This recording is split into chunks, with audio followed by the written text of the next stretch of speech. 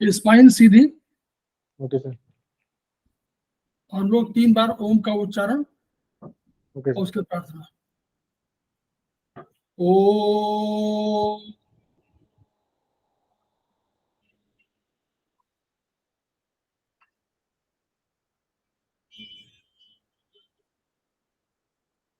ओ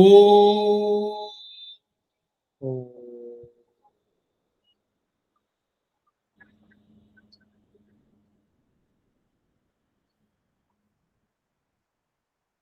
ओ ओ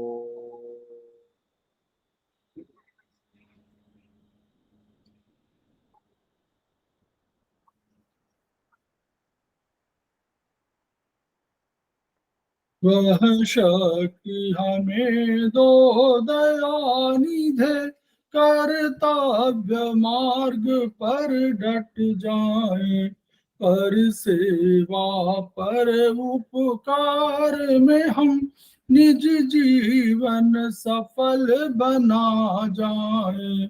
वह शक्ति हमें दो दयानिधे, कर्तव्य मार्ग पर डट जाए।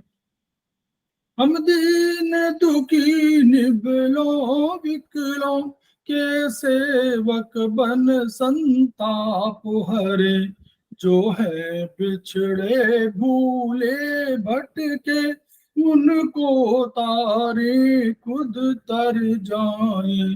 वह शक्ति हमें दो दयानिधे, कर्तव्य मार्ग पर डट जाए। छल द्वेष दंभ पाखंड छूट, अन्याय से निश दिन दूर रहे, जीवन हो शुद्ध सरल अपना, शुच प्रेम सुधा रस बरसाए। वह शक्ति हमें दो दयानिधे, कर्तव्य मार्ग पर डट जाए। निजान मान मर्यादा का प्रभु ध्यान रहे, अभिमान रहे, जिस देव भूमि में जन्म लिया, बलिदान उसी पर हो जाए। वह शक्ति हमें दो दयानिधे, कर्तव्य मार्ग पर डट जाए, पर सेवा पर उपकार में हम निज जीवन सफल बना जाए।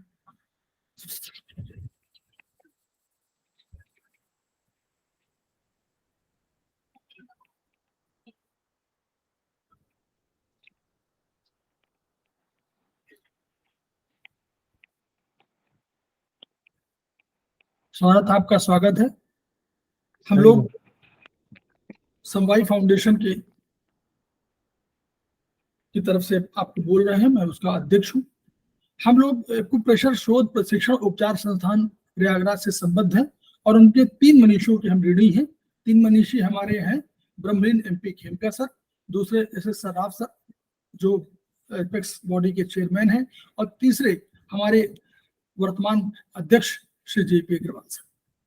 तो इन 3 मनीषियों से और अन्य गुरुओं से हमने जो प्रेरणा प्राप्त किया है, जो हमने शिक्षा प्राप्त किया है, उसको हम किसी न किसी रूप में जन जागरण अभियान के तहत आप सब तक पहुंचाने का प्रयास करते हैं, ताकि आपके माध्यम से ये हमारी जो आहुति यज्ञ आहुति जा रही है, वह आपके माध्यम से पूरे विश्व में फैले। इसी कामना के साथ हम लोग जन कल्याण की भावना के साथ इसको शुरू करते हैं और हम लोग पढ़ाई आज की शुरू करते हैं। आप थोड़ा सा ऊपर आ सकते हैं। तो हम लोग आज ट्रीटाइज 1 पर बात करेंगे। वर्चुअली अगर हम देखा जाए तो हम लोग जो 3 सभ्यताएं हुई, उन सभ्यताओं में अलग अलग तरह के निष्कर्ष आए, और एक तरह की सभ्यता हमारी थी, यूनान की सभ्यता थी, चीन की सभ्यता थी, भारतवर्ष की सभ्यता थी। तो उन सभ्यताओं में जो उन्होंने दिया था, तो उस एक दोनों तीनों सभ्यताओं में एक चीज कॉमन थी, उन्होंने कहा कि ब्रह्मांड की समस्त वस्तुएं कुछ तत्वों के, कुछ द्रव्यों के आपसी संयोग का परिणाम है। तो एक सभ्यता ने कहा कि वायु, जल, अग्नि और पृथ्वी, चार के माध्यम से ये सृष्टि बनी हुई है।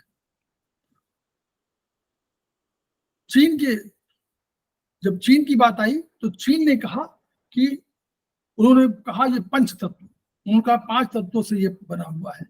तो वो कहा, उन्होंने उसको डिफाइन किया अलग से कि कास्ट वुड था, दूसरा फायर था, तीसरा उन्होंने कहा कि अर्थ है, चौथा उन्होंने मेटल कहा, और पांचवा उन्होंने कहा कि वाटर। तो उन बीच, और हम लोगों ने कहा, जो आयुर्वेद ने कहा, तो आयुर्वेद ने अपना दूसरा कह दिया। आयुर्वेद ने कहा कि नहीं, हमारे पास जो है 3 फोर्सेस हैं, वात पित्त कफ, इनके माध्यम से जो आपस में संयोग होता है, और इनके बीच में जो इम्बैलेंस होता है उसी से हमारे रोग उत्पन्न होते हैं। जो, लेकिन उन्होंने जो पंच तत्वों को सिद्धांत दिया, उनमें उन्होंने माना कि 5 तत्वों से बना हुआ है, और कहा 5 तत्व कौन कौन से हैं। तो उन्होंने अपने में, आयुर्वेद में आकाश, वायु, अग्नि, जल, पृथ्वी, तो ये 5 उन्होंने कहे। तो हम लोग अब चाइनीज की बात जब करेंगे, तो चाइनीज सिद्धांत के अनुसार उन्होंने कहा, चाइनीज सिद्धांत का जो कंसेप्ट था, उन्होंने कहा कि देखिए एक्यूपंक्चर है क्या। तो उन्होंने कहा कि एक्यूपंक्चर, या हम लोग आज की डेट में एक्यूप्रेशर कहते हैं उसको, इसमें जो हमारे, उन्होंने कहा जो छोटे छोटे छिद्र हैं, रोम छिद्र हैं, जो 2 पोर्स हैं, pores of the body, they are vital points, storage. तो वहां पर अगर हम थोड़ा सा प्रेशर देते हैं, तो उस प्रेशर देने से the energy is transferred from one place to another. इधर प्रेशर, तो प्रेशर देंगे, हल्का प्रेशर देंगे, अधिक प्रेशर देंगे, उनसे हमको एनर्जी का ट्रांसफर करना है। तो उन्होंने यही कहा कि ये साइंस भी है, लेकिन basically it was a philosophy, क्योंकि बहुत से मेटाफिजिकल जो एलिमेंट, जो कंसेप्ट थे, वो साइंस, उसको जो मॉडर्न साइंस है वो डिफाइन नहीं करती। वो कहती है कि ये नहीं है, क्योंकि it is not seen, it is not physical, it is metaphysical. तो वैसा, तो इसमें एक शब्द हम बता दें, इसमें किताब के हिसाब से, शू मीन्स का होता है move, to just to move, just to transfer, just to transmit the energy from one place to another. अब कहाँ होगा, जहां कम है वही तो देना है, तो जहां कम है उन जगह पर जाना, जहां अधिक है वहां से ले लेना। तो उन्होंने कहा बॉडी में है क्या, उन्होंने कहा बॉडी में क्या चीजें हैं, बॉडी में ब्लड है, बॉडी में लिक्विड है, और बॉडी में एनर्जी, 3 चीजें कही। तो उन्होंने कहा कि बॉडी में ब्लड है, और ये तो ब्लड का ट्रांसफर करें, चाहे हम लिक्विड का ट्रांसफर करें, चाहे हम की उन्होंने की कहा, की माने एनर्जी, क्यू कह सकते हैं, CHI को कह सकते हैं, हम लोग उसको प्राण कह सकते हैं, उसको चेतना कह सकते हैं, उसको वाइटल फोर्स कह सकते हैं, any we can classify, either कह देते हैं, प्राण, चेतना, सब सारी वाइटल फोर्स सब। तो ये सारी चीजें हैं एनर्जी फॉर्म की।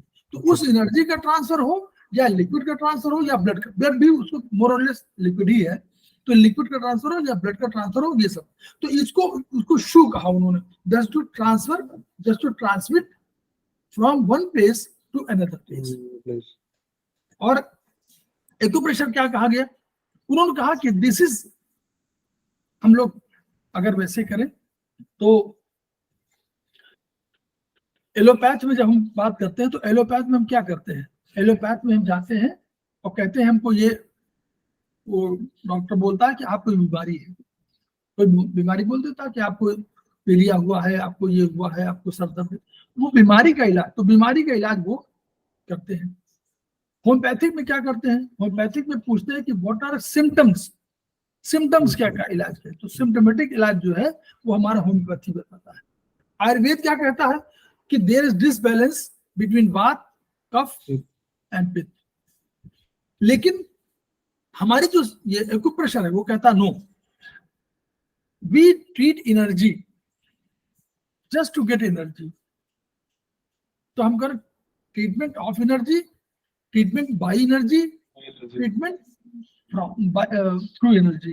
तो ऑफ बाई इनके माध्यम से, treatment of energy, treatment by energy, treatment for energy, तो तीनों। तो ये हमारा, तो इसका मतलब हमें एनर्जी बेस्ड है।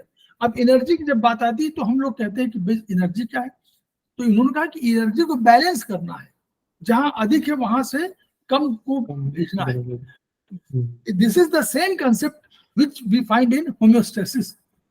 वो भी तो कह रहा था, वो भी तो कह रहा है कि होम्योस्टेसिस होनी चाहिए। उन्होंने क्या कहा, उन्होंने होम्योस्टेसिस कहा कि amoeba was there and amoeba was one cellular creature, and when it was in the ocean, the liquid was a different concentration of different, but pure liquid, pure water is was of different concentration.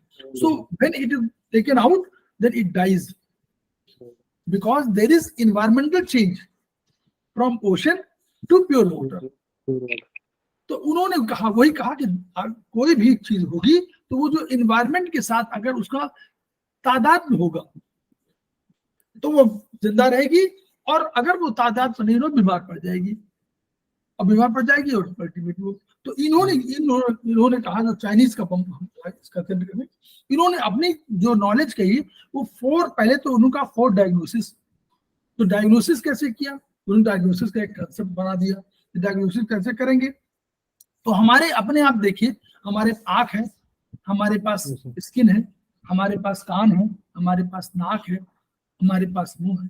तो जो ये चीजें हैं, इन्हीं पर तो सोचेंगे base कैसे करेंगे। तो पहले कोई आदमी आएगा तो उसको देखेंगे, तो देख करके एक हुए हैं, फिर उन्होंने कानों से सुनकर या सूंघ कर दिया, तो कान और नाक का इस्तेमाल कर दिया। फिर उनका पूछ करके, तो पूछने का मुंह का इस्तेमाल कर दिया, स्पर्श करके तो स्पर्श किया। तो चारों 5 एनर्जी को, जो हमारे 5 ज्ञानेंद्रियां थी जिसको कहना चाहिए, उनको यूज करके उन्होंने 4 डायग्नोसिस कंसेप्ट दिया। नंबर 2, उन्होंने कहा 8 गाइडिंग क्राइटेरिया। तो 8 गाइडिंग क्राइटेरिया में उन्होंने बताएंगे धीरे धीरे आगे कि गाइडिंग क्राइटेरिया, उन्होंने कहा कि हॉट एंड कोल्ड हो सकता है, एनर्जी एक्सेस होगी या एनर्जी डिफिशिएंट, फिर एनर्जी एक्सटर्नल होगी कि एनर्जी इंटरनल बॉडी के इंटरनल पार्ट में है कि एक्सटर्नल पार्ट में है।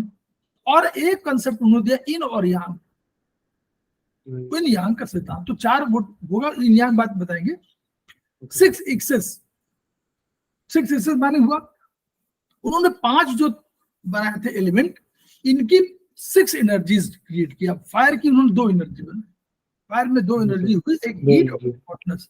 तो इसलिए वहां 6 एनर्जी कंसेप्ट हुआ। तो यही 6 एक्सेस माने इन्हीं का एक्सेस है। ये हीट पड़ी हुई, हॉटनेस पड़ी हुई, सारी चीजें हैं, तो उन्हीं की एनर्जी का वो है। तो उस वाले में 6 एक्सेस हो गए। फिर 7 इमोशंस हो गए। तो उन्होंने 7 इमोशंस में कह दिया कि जो हर एलिमेंट है उसका एक इमोशन है, तो एक तो वो हो गया। और जो 5 हमारे एलिमेंट थे उनमें 6 1 के 2 हो गए। जैसे उन्होंने स्पेशली किडनी का 2 दे दिया और लीवर का 2 दे दिया, तो उसके 2 इमोशंस दे दिया, तो 7 इमोशंस हो गए। तो वही जैसे फियर हो गई, फ्राइट हो गई, इस तरह का फियर फ्राइट हो गए। उधर उन्होंने कहा कि अगर आप बहुत अधिक दुखी रह रहे हैं, फियर आपको लग रहा है और आपको एंगर लग रहा है, तो ये सब सारे एंगर हो, आप पढ़ेंगे जो पेज नंबर उसमें, तो उसमें बस 2 चीजें और, एक फ्राइट का कंसेप्ट कर दिया और एक उन्होंने कह दिया कि जो हमारी वो है एक्सेसिव हम रिफ्लेक्शन करते हैं उसका। तो बस 5 का 7 कर दिया, 5 एलिमेंट्स का 7, ठीक। एंड 5 एलिमेंट थ्योरी कहा, तो हम लोग कह चुके हैं। तो देखिए कितना है, 5 का इंपॉर्टेंट है, 4, 5, 6, 7, 8, 4 to 8। तो नहीं, आप हमेशा याद रखिए 4 to 8 बड़ा इंपॉर्टेंट है। 4, 5, 6, 7, 8, ठीक। अब हम लोग आए तो की का कहा, की इज वाइटल एनर्जी, और इसको की कहा, ची कहा, प्राण कहा, कुछ भी कह लीजिए, but it is bio energy. अब उन्होंने कहा, अब मैं कंसेप्ट बता रहा हूं कि नाउ उन्होंने ये कहा, चाइनीज ने कहा कि जो हमारा शरीर है, जो हमको दिखाई दे रहा है, physical body is not material, it is the metaphysical body Okay. which is important. And what is metaphysical body? That is energy body. One energy body is around your physical body, and that is governing the nature of disease. If this energy body is diseased, then physical body is diseased. It is not due to physical body, but it is by through Physical body. energy body, your body is diseased, your physical body is diseased. So that is the one concept. Now उन्होंने कहा कि अब कैसे, उन्होंने कहा कि अगर भाई फिजिकल, अगर आप कह रहे हैं कि ये मेटाफिजिकल बॉडी जो एनर्जी बॉडी है ये डिजीज है, तो कैसे करेंगे, कैसे बॉडी के डिजीज है? तो उनका yes, there are road maps which leads to physical body inside. कैसे? उन्होंने मेरिडियन कह दिया. Meridians. The meridians are the pathways which go from metaphysical body to physical body. Physical body. तो उन्होंने उनको भी डिफाइन कर दिया. उनका व्हाट आर मेरिडियंस? उनका meridians are the means by which man is created. The means by which man is created, number one. Number two, the means by which disease occurs. If disease come from outside, it is through these meridians. Number three, the means by which disease arises. Arises means inside body. From inside body, if disease there, then it is this one. Through this meridians. And number four, the means by which man is cured. So man is cured. Other cured. The means by which man is cured. That means from ill health to health. Through this, we treat this meridian. It is those meridians. Suppose there are gates. So if one person comes inside the house, then he has to go from that house too. So that is the theory. If disease comes from outside, to go.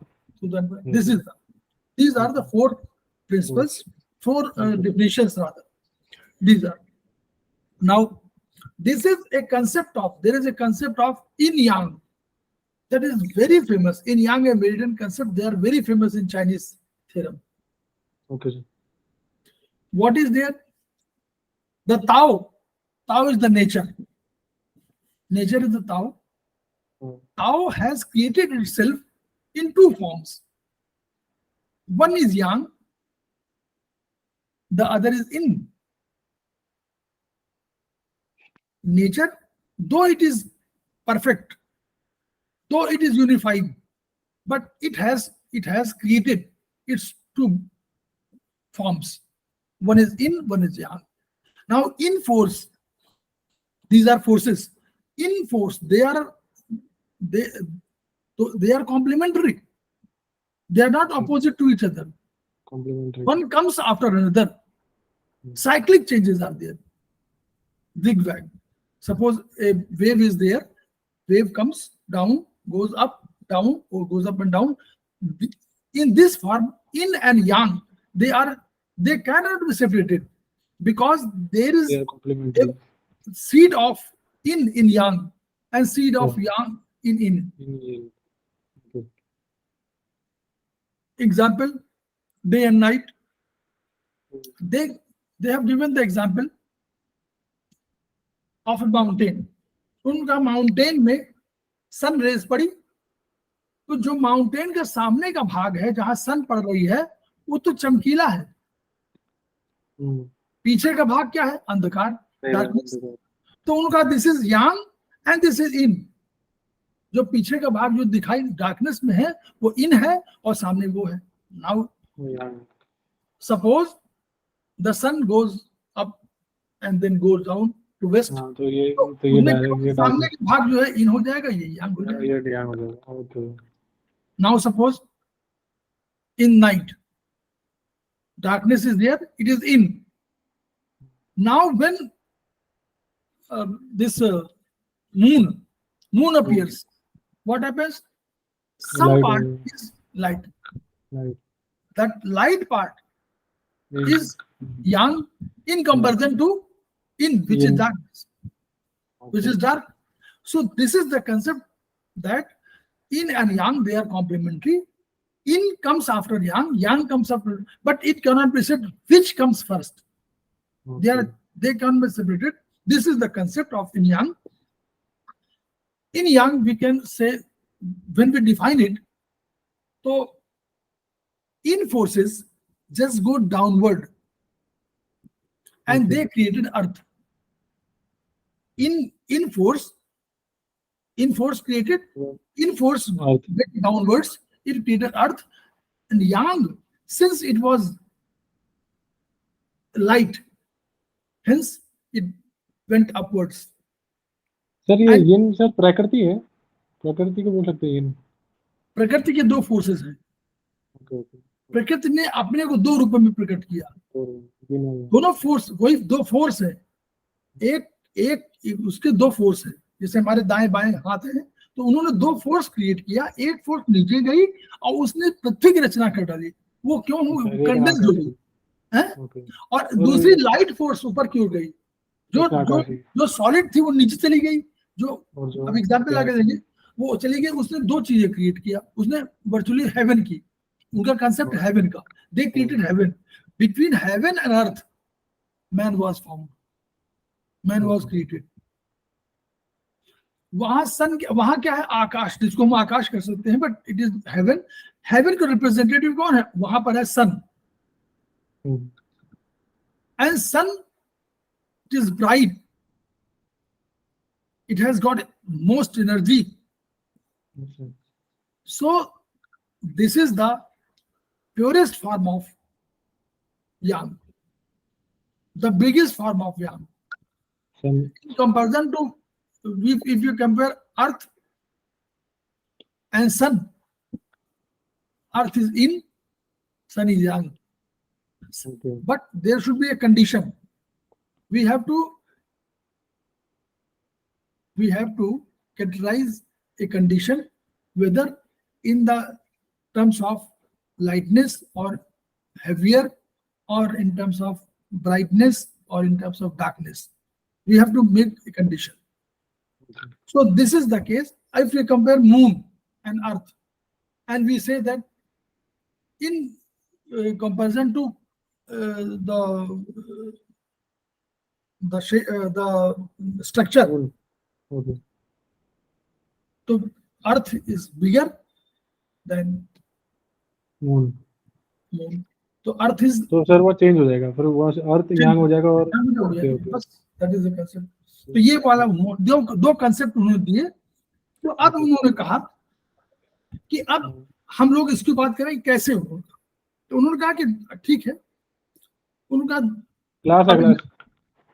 Yes sir बोलिए. अब energy कैसे आती है. तो उनका energy अब इनमें आई कैसे. उन्होंने कहा तीन एनर्जी हुई. One, yes sir. Sorry sir, class को कॉल आया था किसी का.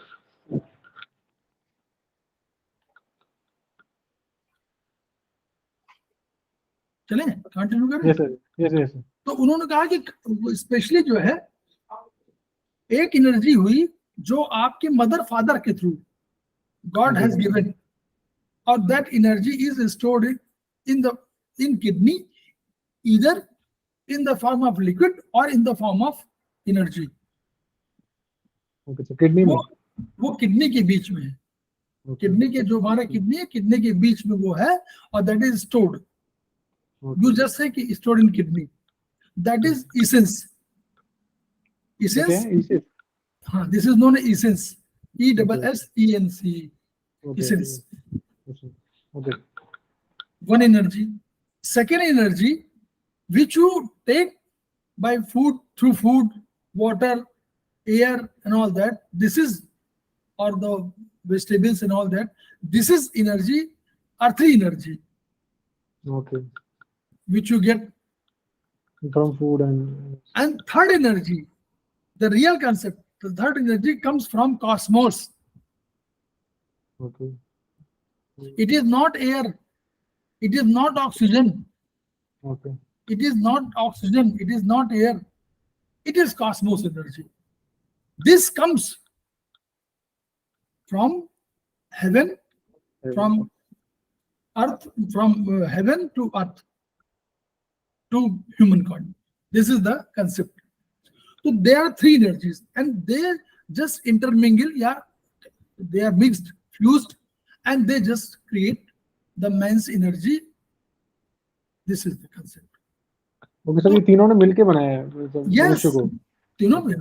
तीनों चीजें रहेंगी बॉडी में, तीनों चीजें रहेंगी। वो कैसे? वो कॉस्मोस की एनर्जी, उन्होंने कहा कि सब ऑर्गन्स में आगे चल पढ़ेंगे हम लोग, हर ऑर्गन में 2-2 घंटे के लिए रखी आती है। 3 to 5 lungs, 5 to 7 LI, large intestine, ये उन्होंने कंसेप्ट किया।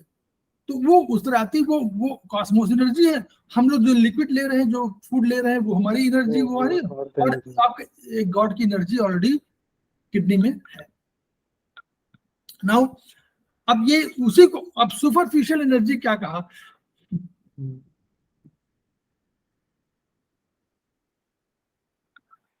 जो यहाँ की एनर्जी आई, कॉस्मोस की एनर्जी आई, तो अब सारी एनर्जी तो आई, तो उसने क्या आई, कहाँ आई? आपके बाहर की ओर, उसमें जो बाहर के आपका जो मेटाफिजिकल बॉडी है, जो एनर्जी बॉडी है, एनर्जी बॉडी में आई। और तो एनर्जी बॉडी में आई, तो एनर्जी बॉडी तो शरीर के साथ है, तो एक सुपरफिशियल हुई। पहले तो सुपरफिशियल रहेगी ना, जो अंदर चली जाएगी वो डीप इनसाइड हो जाएगी। तो दो तरह की आई, तो एक तो बाहर आई और एक अंदर चली गई। तो जो बाहर सुपरफिशियल बायो एनर्जी आई, वो उन्होंने कहा कि हम अभी बायोलॉजिकल क्लॉक पढ़ा नहीं हमने, जो हम लोगों ने कहा कि वो सुपरफिशियल एनर्जी जो है वो हमारी आई, वो क्लॉक, जो क्लॉक हमारा बनाया हुआ उन्होंने बनाया, उस क्लॉक के हिसाब से वो एनर्जी रहती है। और जो अंदर की एनर्जी जाती है वो हमारे ये 5 एलिमेंट थ्योरी के हिसाब से जाती है। अच्छा, तो सर ये, अच्छा, तो यानी एक दूसरे लॉ को फॉलो करती है, एक दूसरे लॉ को फॉलो करती है, ऐसा है सर? हाँ, बिल्कुल। क्योंकि बाहर से आई, तो उसने एक बायोलॉजिकल क्लॉक के हिसाब से बाहर करी, और जो अंदर वाली, वो अंदर चूंकि ऑर्गन्स का, तो 5 एलिमेंट थ्योरी। तो ये उन्होंने इस तरह अपने उसमें कहा।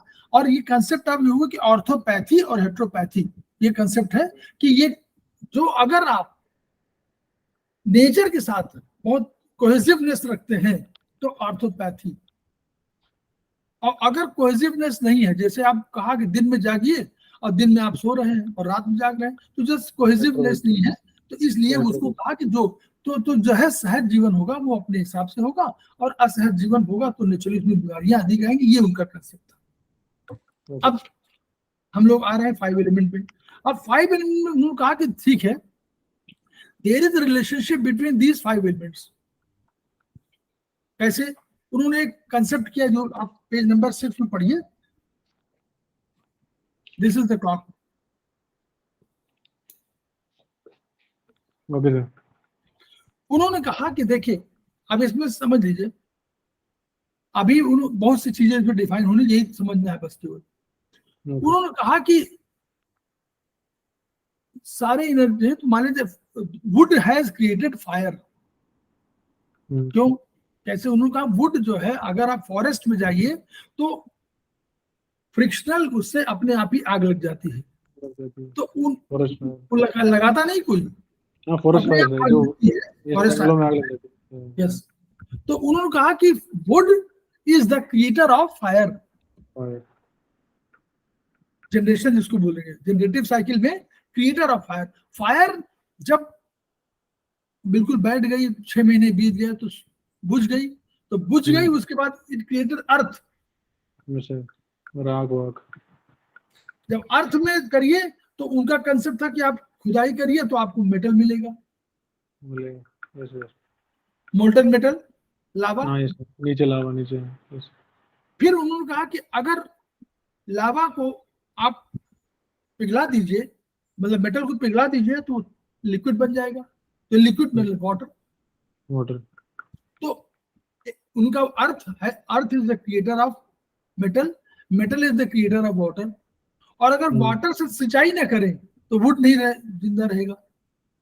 तो water is creator of would, would. तो ये क्रिएशन साइकिल बना दिया। तो इसलिए देखिए ऊपर से शुरू करिए वुड से, तो वुड ने जो जो एरो का निशान लगा हुआ है ये शोज की क्रिएटर वुड, पहले केवल वुड देखिए, would creator, fire, fire creator earth, earth creator metal, metal creator of water. Sir ये जो फायर है सेंटर में, लाइक वो उसके दो साइड है ना? अभी अभी उसमें जाइए ना, अभी तो केवल एक ही चीज जाइए, इसलिए कह रहा हूँ धीरे धीरे समझिए उसको, अभी तो वहां, ठीक है ना।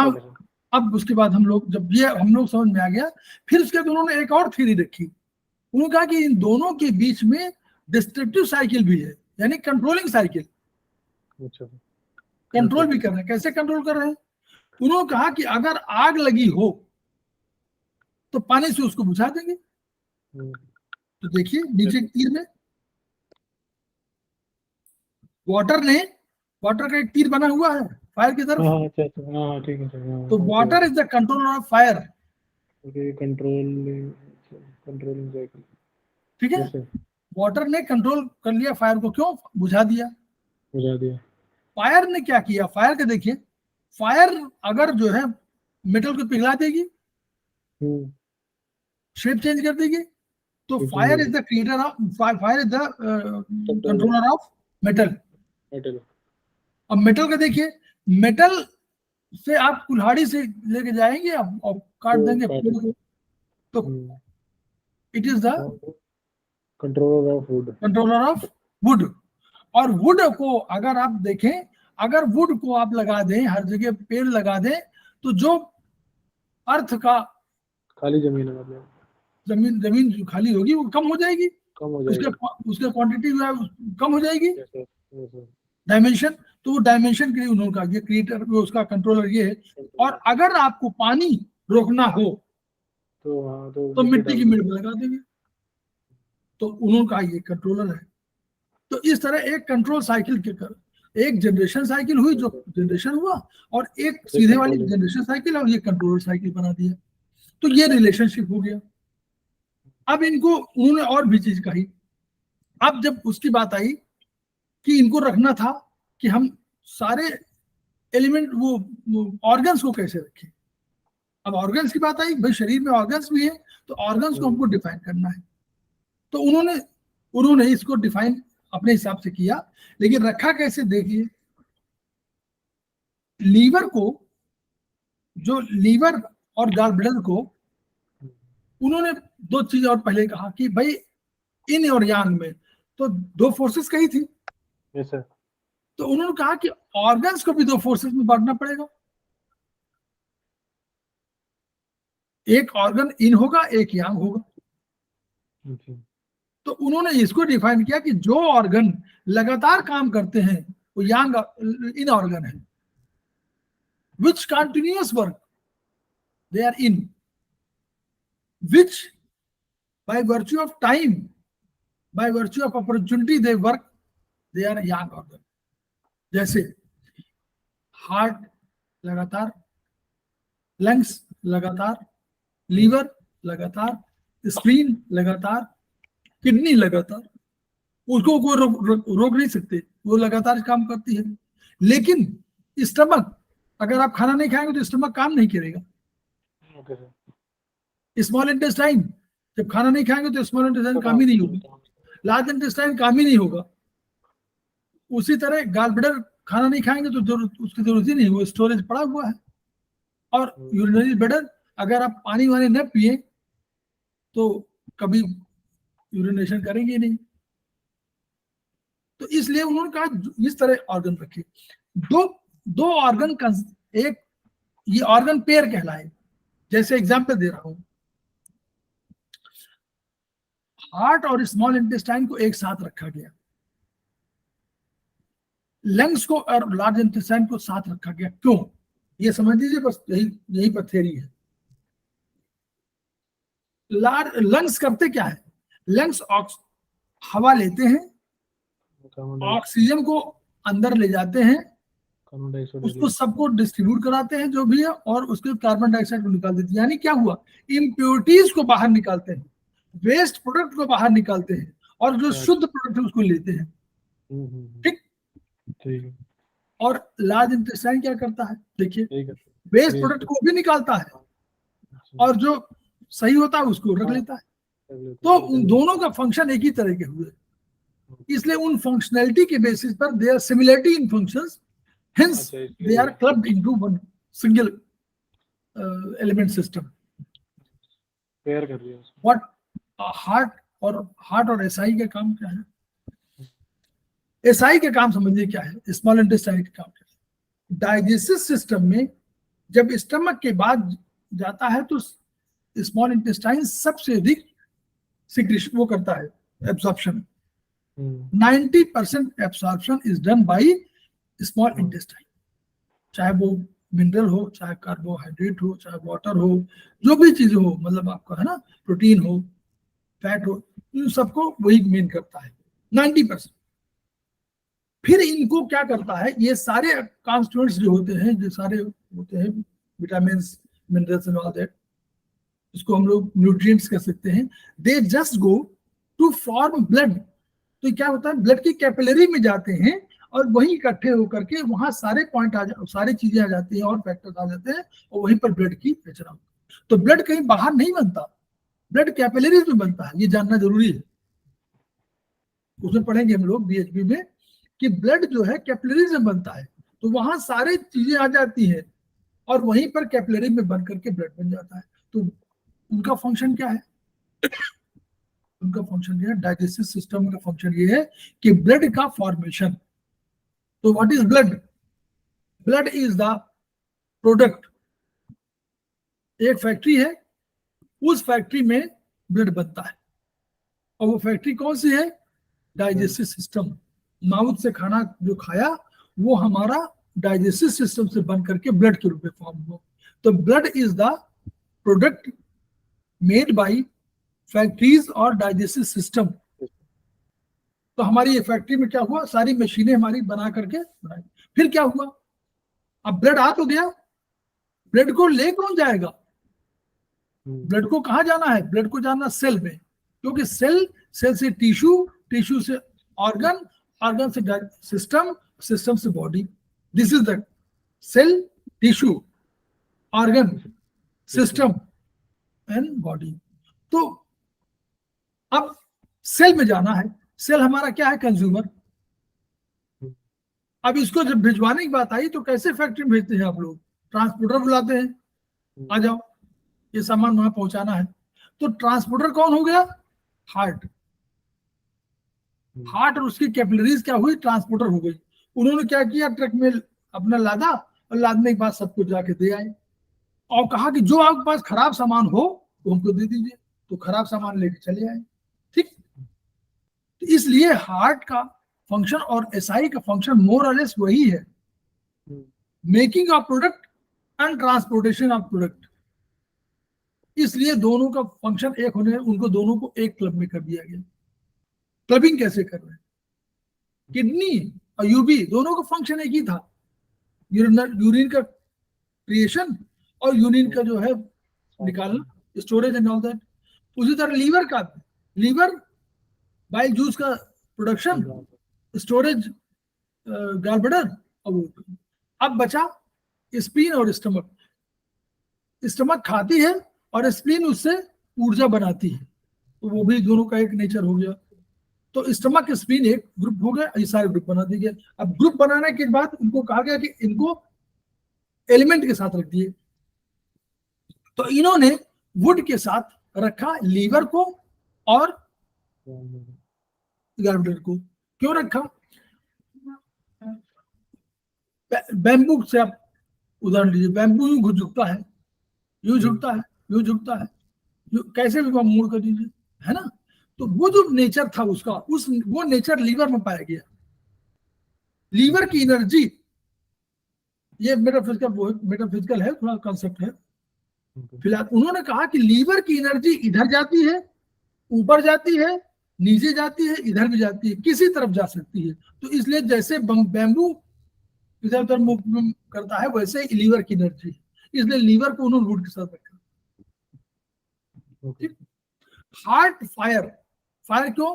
क्योंकि फायर जो है, हार्ट ब्लड जो है, ब्लड की वजह से गर्मी काफी है, तो बॉडी में टेम्परेचर। हार्ट के साथ उन्होंने दिया कि भाई हार्ट भी वही काम कर रहा है जो वो कर रहा है, तो हार्ट और स्मॉल इंटेस्टाइन वहां रख दिया। फिर उन्होंने कहा कि स्टमक को इसलिए रखा कि वो अर्थ की तरह हो, उसको अर्थ में स्टमक को रख दिया गया कि वो पहला, जैसे अर्थ भारी है, जैसे अर्थ भारी है वैसे नॉर्मली स्टमक भारी माना जाता है, और वही क्रिएशन है। जैसे जैसे आपको अर्थ से आप सब कुछ एनर्जी ग्रहण करते हैं, उसी में खेलते हैं कूदते हैं, उसी में वनस्पति होता सो, तो वैसे ही यही एनर्जी क्रिएशन पहले करती है, यानी जैसे मदर की तरह है, मदर अर्थ की तरह, स्प्रीन मदर, तो मदर अर्थ जैसे है थी मदर, वैसे का फंक्शन है। किडनी और यूरिन का जल करती यूरिन का, तो जल के साथ कर दिया गया उनको। अब बचा लंग्स वाला, तो लंग्स वाला जो है उन्होंने उसको लार्ज इंटेस्टाइन उसमें लग दिया, ये लंग्स को और लार्ज इंटेस्टाइन को वो मेटल के साथ रख दिया गया। और अब बचा एक एनर्जी और उन्होंने क्रिएट किया, ऑर्गन। जो ऑर्गन, एक ऑर्गन एग्जिस्ट नहीं करता नॉर्मली, मेटाफिजिकल कंसेप्ट है। जैसे हार्ट के साथ, वो फायर के साथ दो उन्होंने ऑर्गन कंसेप्ट रखे, एक हार्ट और स्मॉल इंटेस्टाइन, और एक उन्होंने पेरिकार्डियम एंड ट्रिपल वार्बर। तो पेरिकार्डियम तो कवरिंग ऑफ द हार्ट है, तो that is organ, may be you can term it organ, but triple warmer was not an organ, triple warmer was a concept. उन्होंने कहा कि पूरे शरीर को गर्म रखने के लिए तीन चैम्बर्स हैं, एक चैम्बर ऊपर का, एक चैम्बर बीच का, एक चैम्बर नीचे का, तीनों की वजह से गर्माहट होती है, तो इसलिए उन्होंने उसको कर दिया, उसको क्लब कर दिया हॉटनेस। तो जब एनर्जी की बात आई तो एक को हीट, एक को हॉटनेस हो गई।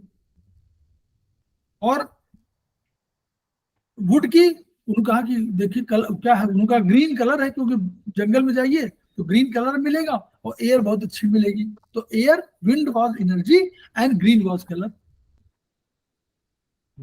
अर्थ में येलोइश, उन्होंने येलोइश माना कि उस धरती का रंग जो है कहीं येलोइश होता है, और ह्यूमिडिटी उसकी एनर्जी मान लिया कि बारिश होती है तो ह्यूमिडिटी हो जाती है।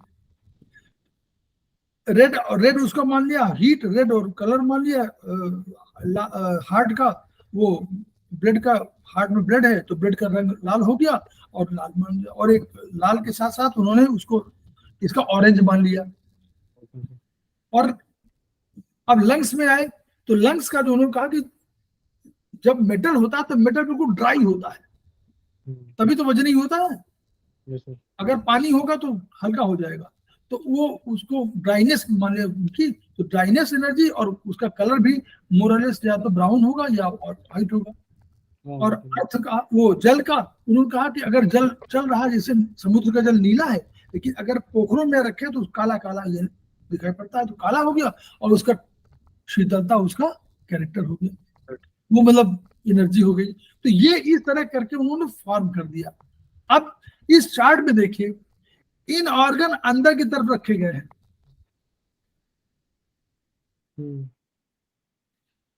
तो यांग बाहर की तरफ रखे गए हैं, साइकिल में बाहर की तरफ यांग, क्योंकि इन माने हमने क्या कहा था, इन इनसाइड है, इन अंतर्निहित है, और ये बाहर है, क्योंकि जो बाहर निकलना चाहता वो यांग है, जो धरती की तरफ जाना चाहता वो इन है। जो अंदर है, जो condense, this is potential energy is yin and kinetic energy is yang. जो आपके अंदर एनर्जी है, total energy, that is yin, but what is created energy या what is manifested energy is yang. आपके अंदर एनर्जी 100 मान लीजिए है, और बाहर आप केवल 40 यूज कर पाते हैं। जैसे मशीन में, मशीन की क्षमता होती है कि इतनी क्षमता है, फंक्शन नहीं होती है। तो what is functional is kinetic energy and that is Yang, and what is intrinsic energy that is इन। इस रूप में इन्होंने पूरा डिफाइन किया। तो कलर्स उनके एनर्जी पैटर्न, उनका गियरिंग, उनके वो, और जैसे ये एक दूसरे को कंट्रोलर है, वैसे इनके कलर भी एक दूसरे कंट्रोलर है। तो this was the concept in. अब आपका प्रश्न था कि हस्बैंड ऑर्गन और हॉलो ऑर्गन, उन्होंने ये नहीं कहा था, बेसिकली उन्होंने कहा कि hollow organ and solid organ, solid organ उन्होंने माना था इनको, क्योंकि तभी तो सॉलिड ऑर्गन होगा तभी तो होगा। हॉलो माने हल्का, तो हॉलो ऑर्गन उन्होंने यांग को कहा था, ठीक है। पर इसमें यहाँ पे मिसप्रिंट हो रखा है इसका मतलब सर, हैं? तो यहाँ मिसप्रिंट हो रखा है, यहाँ wife organ can also be name as hollow organ कर रखा है बुक में। नहीं तो ये तो नहीं, स्टमक लार्ज इंटेस्टाइन वो तो सही है, ये तो यांग है। आप वाइफ सर मत मानो, आप वाइफ वाइफ ना, ये कंसेप्ट चाइना का है। अच्छा चाइनीज कंसेप्ट में ये कंसेप्ट उन्होंने वाइफ और हस्बैंड कहा था। हम लोगों ने उल्टा कर दिया यहाँ भारतवर्ष में। तो हम लोग जैसे मानते थे ना कि मतलब यहाँ लेडीज है 100% काम करती हैं तो वो वाइफ कह दिया उनको, और जो कम काम करते हैं उनको यहाँ मतलब हस्बैंड कह दिया, मेल और फीमेल का। लेकिन this is not, original concept is not hollow organ and solid organ. Solid organ कौन होगा? जो सॉलिड अगर नहीं होगा तो अर्थ कैसे नीचे जाएगी? और अगर भाई अब देखिए, जल नीचे और जाएगा और फायर ऊपर जाएगी, तो जो जो हॉलो ऑर्गन है वो ऊपर की ओर जाएगा और जो सॉलिड ऑर्गन नीचे की ओर जाएगा। तो बस उन्होंने सॉलिड ऑर्गन और हॉलो ऑर्गन कंसेप्ट दिया था। तो जो सॉलिड ऑर्गन है वो इन ऑर्गन है, जो हॉलो ऑर्गन है वो यांग ऑर्गन है।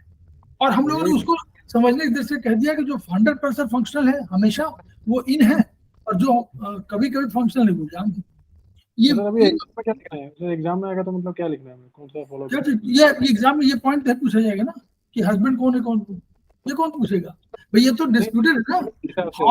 हॉलो सॉलिड तो पूछ सकते हैं, वो कह सकते हैं कि बहुत चीज hollow organ which is solid organ, लेकिन हस्बैंड ऑर्गन वो नहीं पूछेंगे, ऐसे नहीं पूछेंगे कि हाँ। ये डाउट इसलिए कि चाइना में डिफरेंट है। तो ये चाइना के हिसाब से लिख दिया ना उन्होंने। अभी आप और हमारे आयुर्वेद में पढ़ेंगे तमाम उसमें, तो उसमें आपको लेडी ऑर्गन बता रही है, तो वो मत करिए। But main concept is hollow organ and solid organ, ये तो बस एक कंसेप्ट। तो हॉलो वही होगा जो ऊपर की ओर जाएगा, हॉलो होगा तो ऊपर की ओर जाएगा, और सॉलिड होगा तो नीचे की ओर जाएगा, बस यही। तो ये उन्होंने क्रिएटिव साइकिल इसी बनाया।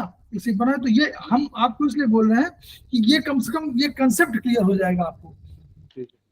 एंड फिर इनमें केवल एक चीज और समझना है कि जो कोई भी मेरिडियन, किसी भी मेरिडियन में वो सारे पॉइंट्स आपके होंगे। क्यों? हम लोगों ने क्या कहा था कि सारे ब्रह्मांड की समस्त वस्तुएं पांच तत्वों के संयोग का परिणाम है। यानी मेरिडियन में भी 5 तत्व होंगे। जैसे हमारा अमेरिका में हम जाएं तो इंडियन एम्बेसी है, वहां हमारा कानून लागू होगा, वहां जल्दी अरेस्ट नहीं कर सकते वो लोग, तो माना जाता है कि हमारा एरिया है। वो कमरा जो 10 कमरे हों तो कमरे हमारे माने जाते हैं। तो वैसे ही वो रिप्रेजेंटेशन हमारा है। वैसे ही यहाँ पर जो मेरिडियन में होगा तो उसमें वाटर का भी होगा, उसमें मेटल का भी होगा, उसमें उसका भी होगा। तो एक एलिमेंट का तो होगा, लेकिन 4 वाले तो डिफरेंट होंगे। बस ये कंसेप्ट याद रखना है। और उन्हीं के हिसाब, उन्हीं का रिलेशनशिप वही है कि मदर और कंट्रोलर, ये सब बस ये है। तो मैंने इसलिए कहा कि भाई ये चीज आप थोड़ा सा समझ लीजिए, ताकि समझने दृष्टि नहीं तो चाइना वाले के चक्कर में डाउट हो गया। चाइना वाले के चक्कर में डाउट हो गया सर, वो कंफ्यूज हो गए एकदम से। मतलब ये यहाँ, क्योंकि आपने बोला था कि कंटिन्यूस काम करते हैं वो यिन होते हैं, और जो मतलब कभी हाँ जो कभी कभी काम करते हो यांग है। तो वो सर यहाँ पे जब पढ़ा तो वो कंफ्यूज हो गया था। फिर अब आपने बताया कि यहाँ बेसिक कंसेप्ट हॉलो और सॉलिड का है। तो वो जो सॉलिड ऑर्गन है वो लगातार काम करते हैं, जो हॉलो ऑर्गन है वो कभी कभी काम करते हैं, ये है। तो क्यों देखिए, हम लोग ऑर्गन देखिए ना, तो सॉलिड ऑर्गन तो हमेशा काम करते हैं। लीवर है, किडनी है, स्प्लीन है, हमेशा फंक्शनल है। लेकिन स्टमक है, ये सब बहुत कम फंक्शनल है। इसलिए हॉलो और सॉलिड का रखिए, और हमेशा 24 आवर्स फंक्शनल और टाइमली फंक्शनल, उनको दोनों में अंतर करनी, बस इतना है। और ये वाइफ हस्बैंड का हम तो हमेशा मना करते हैं कि don't be confuse bye wife and husband. This is not such concept ये था ही नहीं, ये कंसेप्ट था ही नहीं। उन्होंने कहीं लिख दिया किसी ने, अब वो हमने दूसरा डिफरेंट लिख दिया तो डिस्प्यूट हो गया। कल्चर अलग है ना, उनका कल्चर अलग है, हमारा शायद अलग है, तो इसलिए जैसे हम लोग खुद ही कहते हैं कि देखिए एक ही इसी किताब में ही, मैं हमेशा कहता हूँ कि एक किताब, पिछली किताब में ही गड़बड़ लिखा हुआ है। पहले लिखा हुआ है मनुष्य का शरीर 5 तत्वों से मिलकर बना है, पृथ्वी, जल, अग्नि, हवा और आकाश। यही सेंटेंस गलत है, फर्स्ट सेंटेंस। हाँ जो पहले भाई हम चाइनीज पढ़ रहे हैं और ये तो फिर कंसेप्ट है आयुर्वेदिक, आयुर्वेदिक। तो ये तो हम हवा, अग्नि, उसकी आकाश की बात ही नहीं कर रहे हैं। आकाश है ही नहीं, वायु है ही नहीं हमारे उसमें। ये चाइनीज है ना, तो मैं हमेशा इस सेंटेंस को नहीं पढ़ाता हूँ, क्योंकि ये है ही नहीं, ये तो हमारा आयुर्वेदिक का है ना। तो हम लोग उसको जहाँ चेंज कर ले कि हमारा मेटल है और हमारे साथ मेटल, वाटर और वुड, तो मेटल और वुड है हमारे पास वो नहीं है। ये वाला चाइनीज के हिसाब से है ना सर, वुड। हाँ, वुड चाइना, चाइना के हिसाब से। तो ये चाइनीज किताब है ना, हम लोग चाइनीज पढ़ रहे हैं, तो चाइनीज में नहीं, ये तो चाइनीज में 2 नहीं है, ना हवा है ना आकाश है। हवा वहां एनर्जी है, हवा वहां उसकी वुड की एनर्जी है, विंड। आकाश तो वहां है ही नहीं, आकाश में वहां मेटल है, तो इसलिए जो है वो नहीं है, बस कंसेप्ट ये है। तो थोड़ा सा ये डिफरेंट है, सेंटेंस को इसीलिए दिया। और ये वाला जो है आप जरूर पढ़िएगा, पेज नंबर 4 वाला, पेज नंबर 4 वेरी इंपॉर्टेंट। इससे आपको 10 क्वेश्चन हर सेमेस्टर में, जितना पढ़ते जाएंगे हर सेमेस्टर में 10 क्वेश्चन इससे मिलेंगे, इस टेबल से। तो काइंड ऑफ बेसिक ही है, इससे तो पता चल जाएगा। मतलब जैसे सर ये कौन से बॉडी पार्ट कंट्रोल करता है, मसल सिस्टम हो गया, सर्कुलेटरी सिस्टम हो गया। नहीं, एनर्जी का सीजन जब आएगा, सीजन तो थोड़ा टफ होने लगेगा ना, season, activity, muscle system. Season में ये एक्टिव रहते हैं, मतलब हमने यहाँ सीजन मेंशन क्यों किया है इस टेबल में? सीजन इसलिए दिया गया है, अभी आप, हम लोग तो आपको बताते जा रहे हैं, शुरुआत कर रहे हैं ना। जैसे पहले काखा का सिखाते हैं, ABCD सिखाते हैं, यूज तो बहुत बाद में होता है कि कैसे ए को जी से मिलाएंगे, लेकिन ये इसलिए नहीं मिलाएंगे। स्प्रिंग, अगर स्प्रिंग में किसी आदमी को बार बार बीमारी हो रही है तो सोचना पड़ेगा कि उसका लीवर कहीं प्रॉब्लम है। अगर स्प्रिंग सीजन में आया, उसने कहा बीमार पड़ गए, तो इसका मतलब कि आप समझ लीजिए लीवर में कोई प्रॉब्लम है। एक ही, इसलिए सीजन की बात है। अभी ऐसी होता है, मुझे पता नहीं सर, ये बिल्कुल मतलब एग्जैक्ट ऐसी होता है सर। मतलब मैं स्प्रिंग में होगा तो यानी कि उसके लिवर या गॉल ब्लैडर से रिलेटेड कुछ होगा इशू, कहीं कुछ कोई इशू है। उसी तरह मान लीजिए विंटर में हो रहा है, तो इसका मतलब समझिए कहीं किडनी में प्रॉब्लम आ रही है। या अभी देखिए इसमें लिखा हुआ है, और देखिए ये पढ़िए, activity as 110, activity, life cycle activity. अगर एक्टिव नहीं है और 1 से 10 साल का बच्चा है तो सम प्रॉब्लम इज देयर। क्योंकि मतलब उसका तो नेचर होना चाहिए ना एक्टिविटी, वो स्लगिश क्यों है, वही तो प्रॉब्लम है। तो सर जैसे आज पढ़ने वाले बच्चे होते हैं जो एक्टिव नहीं होते, तो उनको ये इश्यूज आएंगे इसका मतलब, अगर हाँ, अगर यही से मालूम हो जाएगा ना, अगर ये नहीं है तो आगे चल के वो होता है। भाई ऐसा है, अभी आप आगे पढ़ेंगे, ब्रेन की फंक्शनलिटी ही है। ब्रेन में आपके जो वो है, जिसको कहना चाहिए कि आपके तार है, समझिए तार, ब्रेन के जो टिश्यू है या ब्रेन की जो सेल्स है, वो ऊपर से नीचे चल रहे नीचे, तो उनमें कुछ लोग जो है 1 सेकंड में 30 मीटर जा सकते हैं, और कुछ 1 सेकंड में 30 मीटर नहीं जाते हैं, 10 मीटर जाते हैं। इसका मतलब क्या हुआ, ब्रेन मोर फंक्शन। कोई आदमी तुरंत सुना, तुरंत जवाब दे दिया, तो इसका मतलब क्या हुआ, उसने सुना, ब्रेन में फंक्शन किया और तुरंत उत्तर दे दिया। और कुछ ने सुना उसको और तब बाद में जवाब दिया, और कुछ ने काफी देर बाद जवाब दिया। तो वो नहीं कह रहे थे ट्यूबलाइट है, जो बोलते हैं ट्यूबलाइट, वो कंसेप्ट यही है ना कि मतलब बाद में आपने कहा ना, इसका मतलब कि आपका रिएक्शन उतना ही, तो कहीं प्रॉब्लम तो ब्रेन में है, ब्रेन टिश्यूज में है। इसलिए ये टेबल का इतना, अभी टेबल समझ में नहीं आएगी, टेबल का अर्थ समझ में तब आएगा जब आप थोड़ा सा, क्योंकि हर जगह यही जरूरत पड़ेगी आगे चल के, आपको तुरंत दिमाग में आ जाएगा कि अच्छा ये हुआ। आइज, आइज में प्रॉब्लम कोई आएगी तो हमेशा समझ लीजिए कि लीवर की समस्या है। बोलने की कोई समस्या आ रही है, स्टमरिंग कर रहा है तो हार्ट की समस्या है। आगे देखिए, आइज, टंग, टंग, माउथ, माउथ में मुंह के अंदर कुछ हो तो स्टमक की प्रॉब्लम है। विटामिन बी खाते हैं कि नहीं खाते आप? माउथ में छाले हो गए तो विटामिन बी क्यों खाते हैं? जस्ट टू स्टोर स्टमक, यही स्टमक। नोज, नाक की बात तो समझ लेंगे, लंग्स अपने आप ही वो है। और आई, ईयर्स, कान में जितने भी ओल्ड एज वाले होंगे उनको कान से कम सुनाई पड़ने लगता है ड्यू टू किडनी। सर के बाल झड़ने की मतलब किडनी मेन।